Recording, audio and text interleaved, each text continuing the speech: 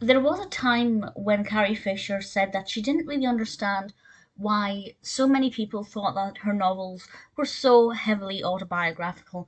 And there's a particular quote that I've kind of paraphrased several times where she says she can't believe that people think she basically just goes into a room with a dictaphone and talks about her life and then transcribes it as a novel. However, when your protagonist is a drug user who is also bipolar, when they have had a child with a man who turns out to be gay, and when their mother has been in the entertainment industry for many, many years and has pretty much all of the characteristics that we know Debbie Reynolds to have had, it's hard to believe that her work isn't based on truth. I am, of course, talking about The Best Awful, which I have to say I really loved. It's very, very triggering, and I will talk about that in a roundabout way. I don't want to talk about topics too heavily that this would be triggering, but I will mention what I mean by that in a moment. But I will say that, given what we know now about Carrie Fisher and about how much she has revealed the years after this with things like The Princess Diarist and Shockaholic and wishful drinking as well. A lot of this we now know to be very, very heavily based on Carrie Fisher's own experiences, and in a way that causes problems because I know because I worship Carrie Fisher, so I've read all of her autobiographies, her memoirs. I know a lot about her mental health and her life, and when I'm reading this, there is a lot that I can relate directly to Carrie Fisher's own experiences, and I will again touch upon those in a moment.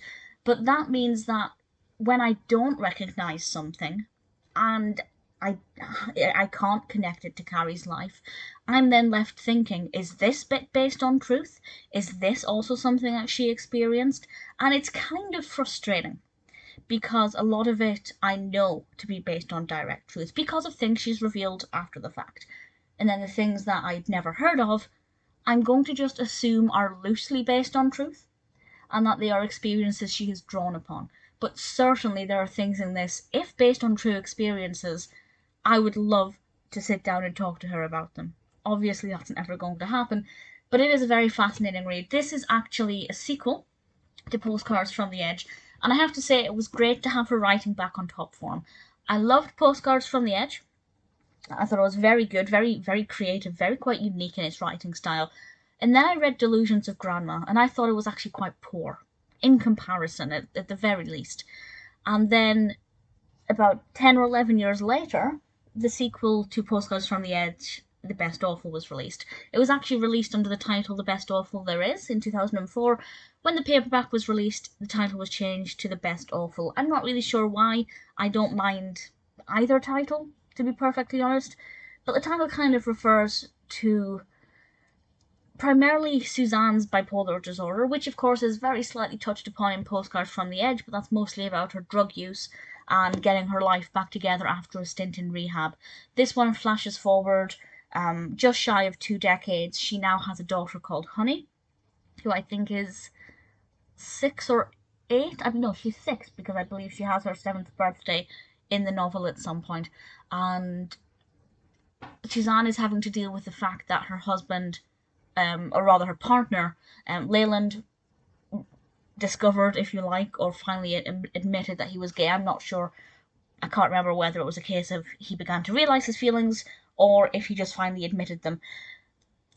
And her daughter has to spend time with him. She feels like he's a much better parent than she could ever be. She takes drugs. She gets in with the wrong crowd. This tattooist leads her astray a little bit. And then she has her mental health begins to decline. I don't want to go into too much detail about that, primarily because I don't want to spoil it, but also because I obviously don't want this video to be triggering. But I will say, because it deals heavily with mental health issues, that is the core theme of this, the crux of this. Her decisions, her decision making, her actions, her relationships with other people in this novel all revolve around her experience, Suzanne's experience with bipolar, and the different emotions that she goes through. And even if all of the experiences aren't Carrie Fisher's, I'm sure she's fabricated some of them, or at least twisted her own experiences so they're not completely truthful. I feel like the honesty in it, the raw emotions, I feel like they all come from Carrie, and they are coming from a very raw place, and this would have been very cathartic for her to write. One of my favourite Carrie Fisher quotes of all time.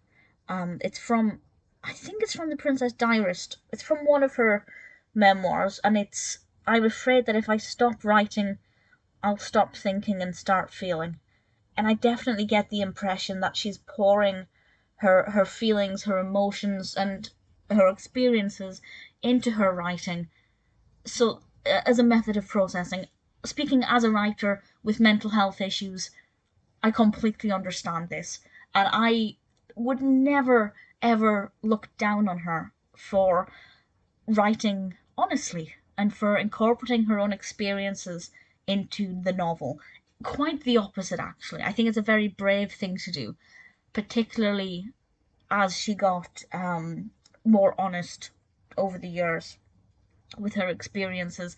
Her first memoir was released in 2008, Wishful Drinking.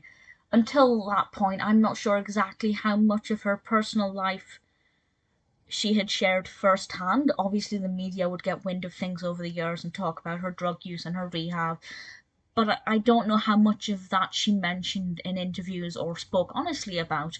So she could quite easily have written this and, do I want to say, gotten away with it without people thinking it was based on truth?